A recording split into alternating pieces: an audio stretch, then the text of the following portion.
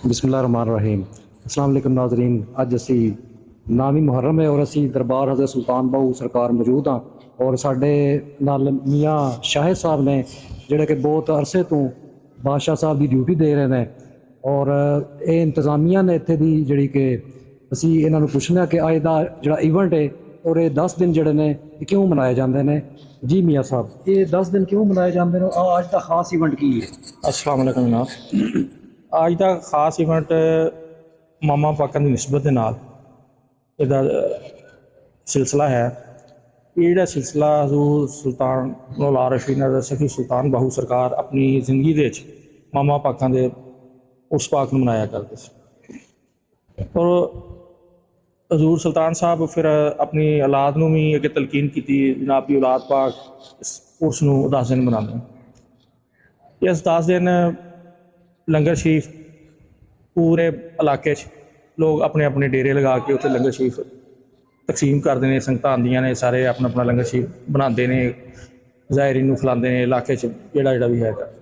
और जिहड़ा दरबारशी का लंगर खाना वो भी 12 महीने 24 दिन 24 आवर उत्थे लंगर शरीफ जिहड़ा वा वो अवेलेबल होंदा लोग खा सकते।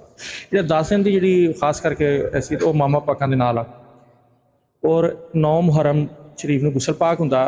मनो अरक दे नाल जिहड़ा गुलाब दा अरक हुंदा उस दे नाल दरबारशी नूं गुसल पाक दिता जांदा और ये सारा साल अरक कशीद होंदा रहिंदा।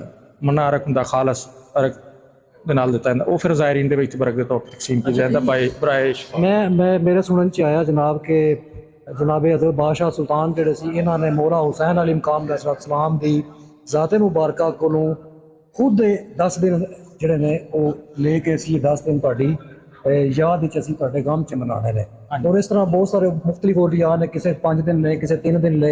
और जब के बादशाह साहब कोल जिहड़ा वे के चिलम ही आपदे कोल आप चिलम ही मनाते हैं और 10 दिन ਇਹਦੇ ਬਾਰੇ ਤੁਸੀਂ ਕੀ ਕਹਿੰਦੇ? ਮੈਂ ਇਹ ਮੁxtਲਿਫ ਫਕੀਰਾਂ ਕੋਲ ਗੱਲ ਸੁਣੀ ਹੈ, ਤੁਸੀਂ ਕੀ ਕਹਿੰਦੇ? ਤੁਸੀਂ बिल्कुल ये हकीकत है और यही चीज़ आ कि सुल्तान साहब आका हुसैन तो अगे उन्होंने नहीं मतलब कि कोई चीज़ फरमाई ना फरमाया जो कुछ आ आका हुसैन का गम आ उस गम के जिन्हें जिंदगी गुजार ली उन्हें अल्लाह ताला की कुरब नूं हासिल कर लिया। ये तो शक शुबात वाली गल ही कोई नहीं, ठीक है। जिसने अहले बैत नूं पंजतन पाक नूं आका हुसैन छोड़ दिता उन्हें दोनों जहाना तो अपना सहारे च आओ, ठीक है। ये 9 मुहर्रम पाक नूं फिर गुसल पाक हुंदा और 10 मुहर्रम पाक नूं दुआ हुंदी है। और मौजूदा गद्दी नशीन जिहड़े हुण साडे दरबार सुल्तान बाहू दे ने साहबजादा हज़रत सखी मोहम्मद नजीब सुल्तान सरकार वो हुण अपनी क्यादत दे विच सारा करांदे ने। फिर उहदे विच ज़ायरीन वास्ते बहुत सारियां सहूलियात दे रहे ने, AC लगे ने कमरियां दे, एसियां की ज़ायरीन सहूलत दी है। ज़ायरीन दे मतलब कि ठहर रहे ने उन्हां दे मतलब कि गर्मी की वजह तो हाँ जी AC का इंतजाम एसियां का भी इंतजाम किया गया, कूलरां का इंतजाम किया गया, पक्खियां का इंतजाम किया गया।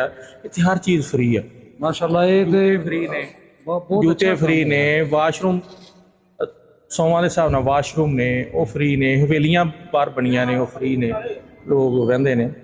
बहुत सारे ज़ायरीन लोग इत्थे आण के महीना महीना 2-2 महीने कोई लोग अपनी फैमिलियां लैके मुस्तकिल भी इत्थे आ गए ने। ते जनाब ने अपनी मरबे 2 मरबा जमीन भी दी है, तो कई लोगों ने अपनी बस्ती बनाए बकायदा बनिया ने, वो मुस्तकिल तौर पर अपने बीवी बच्चे लैके रह रहे हैं। जनाब साहबजादा साहब उन्होंने अखराजात शादी ब्याह ते सारे मामलात खुद अपने खुद देखते हैं। और असों वो एक उन्हां दी एक शान है पर्दे नाल जो भी करते हैं। ते बाकी मैनू बड़ी खुशी है कि मैं हर साल तुहानू देखना जनाब तुसी बहुत अच्छा इंतज़ाम और ड्यूटी और जिहड़ा कि जिन्ने भी निज़ाम ने मैं जिहड़े तुहाडे अंडर आंदे ने तुसी बहुत आला तरीके नाल उन्हां नू हैंडल करदे हो, देखदे हो और लोकां नाल प्यार करदे हो, शफकत करदे हो। ते साडी गुजारिश है मालक अगे कि अल्लाह तुहानू जिहड़ा कि इस ड्यूटी ते कायम दायम रखे ते तुहाडियां साडियां आने वाली नस्लां भी ड्यूटियां करदियां रहन। ये साड़ी औकात नहीं कोई भी, ये सुल्तान साहब की सारी इनायत है, वो अपनी निगाह नाल सारा करते हैं। जिन्नी देर जनाब की निगाह जिस ते होवे वो मामलात हुंदे रहिंदे ने। उन्हां दी निगाह तो बगैर कुछ नहीं हो सकता, उन्हां दी हथ छुट जाए, निगाह उठ जाए, फिर कोई मामला नहीं हो सकता। मैं तो यही कहांगा उन्हां जनाब के मामला हथ की वजह तो सारा कोई हो रहा, उन्हां दी निगाह मेरे ते। बेशक